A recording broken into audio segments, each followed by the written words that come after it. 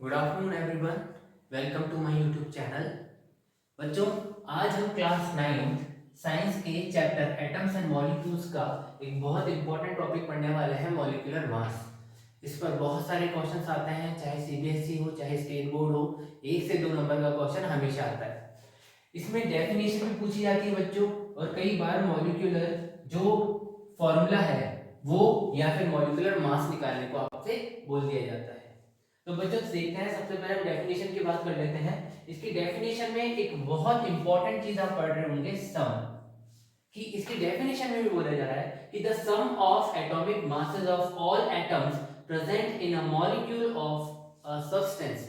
भाई कोई सब्सटेंस है आपके पास में, अब वो सब्सटेंस किसी न किसी पर्टिकुलर मॉलिक्यूल से बना होगा। अब उस मॉलिक्यूल के, जैसे मान लीजिए पर्टिकुलरली आपके पास में H2O है।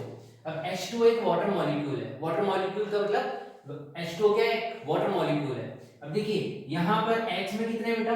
2 एटम्स हैं और इसके पास में 1 एटम है। तो अब ये जो मॉलिक्यूल हमारे पास है, इस मॉलिक्यूल में जितने भी एटम्स हैं उन सभी के एटॉमिक मासेस का सम मतलब योग, जोड़। तो यहाँ पर कोई मॉलिक्यूल आपको दिया जाता है, जैसे कि CO2 दे देंगे, H2O दे देंगे, कोई कंपाउंड दे देंगे, CaCO3 दे देंगे, है ना, MgOH दे देंगे, NaCl दे देंगे। तो आपको सभी के जितने भी एटम्स उसमें प्रेजेंट हैं इनके एटॉमिक मासेस का सम करना है। इस चीज को हम क्या बोलते हैं? मॉलिक्यूलर मास बोलते हैं।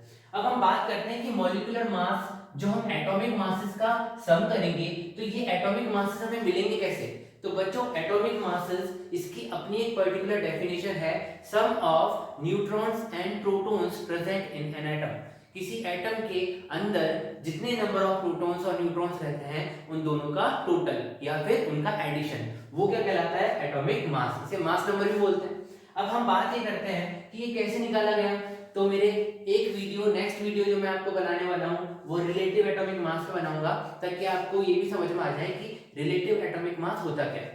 और बच्चों यहाँ पर एक चीज ध्यान रखिएगा कि रिलेटिव एटॉमिक मास जो निकाला जाता है मॉलिक्यूल का, वो इन कंपैरिजन टू कार्बन 12 निकाला जाता है। ये भी हम उसी क्लास में बात करेंगे कि why only carbon 12, why not other elements. चलिए नेक्स्ट हम इसमें आगे बढ़ते हैं। यहाँ पर हमने फर्स्ट पढ़ ली इसकी डेफिनेशन, फिर हमने ये पढ़ा कि कंपैरेटिवली इसको निकाला किसके थ्रू गया था एटॉमिक मासेस को? कार्बन 12 के। लेकिन थर्ड इंपॉर्टेंट चीज, ये बहुत इंपॉर्टेंट है, क्वेश्चन में पूछी जाती है कि मॉलिक्यूलर मास को एक्सप्रेस करने के लिए, देखिए हर चीज को एक्सप्रेस करने के लिए यूनिट्स का यूज किया जाता है। तो यहाँ पर एक्सप्रेस करने के लिए हम जो यूज कर रहे हैं वो है एटॉमिक मास यूनिट, जिसे AMU भी कहते हैं, और इसे हम AMU या फिर सिर्फ यू लिखकर भी रिप्रेजेंट करते हैं। अब हम सीधे आ जाते हैं इन्हें सॉल्व कैसे करते हैं, क्योंकि देखिए ये चीज कभी कभी पूछी जाती है, पर ये हमेशा पूछी जाती है। इसके लिए आपको एनसीईआरटी की बुक में जो टेबल गिवन है आपके एटॉमिक मासेस की, वो आपको याद रखनी पड़ेगी। कई जगहों पर क्वेश्चंस में दे दी जाती हैं, फिर भी हमें याद रखना है। जैसे H2O, तो बच्चों से दिखते कैसे हैं? सबसे पहले आपने H लिख लिया। देखिए हमेशा इसके एटम्स को नहीं लिखते हैं, जो इसमें एलिमेंट्स प्रेजेंट है उनको लिखते हैं। फिर यहाँ पे प्लस लगाकर O लिख दीजिए, क्योंकि यहाँ पर 2 एलिमेंट्स हैं। अब यहाँ पर H जो है, इसके कितने यहाँ पर एटम्स मौजूद हैं बच्चों? 2। फिर ये प्लस लगा दिया। ऑक्सीजन जब यहाँ पे कुछ भी नहीं होता, कुछ भी नहीं होता, तो यहाँ पर 1 मानते हैं, इसका मतलब ऑक्सीजन का 1 एटम मौजूद है। बच्चों आप उस टेबल को देखेंगे और याद करेंगे तो आपको पता चलेगा कि हाइड्रोजन का जो एटॉमिक मास है वो बच्चों 1 होता है। कितना होता है? 1 होता है। जबकि ऑक्सीजन का एटॉमिक मास 16 होता है बच्चों।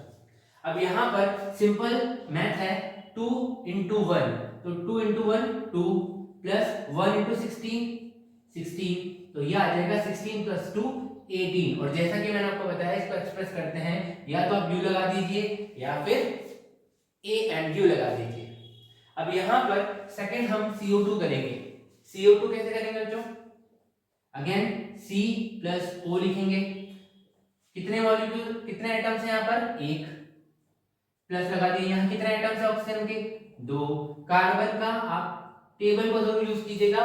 कार्बन का एटॉमिक मास 12 होता है, ऑक्सीजन का एटॉमिक मास 16 होता है। 1 into 12 12, 16 into 2 32, यह आ जाएगा 30 प्लस 10 40 44 U। कितना आ गया बच्चों? 44 U।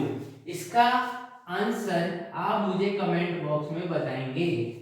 अगर आपको मेरी क्लास पसंद आती है तो लाइक कीजिए, नहीं पसंद आती है तो डिसलाइक कीजिए। देखते हैं तो जरूर बताइए, अपना फीडबैक दीजिए। आपके ओपिनियंस, आपकी एप्रिसिएशन सब मुझे कमेंट बॉक्स में अगर आप करें तो मुझे बहुत अच्छा लगेगा। Thank you so much.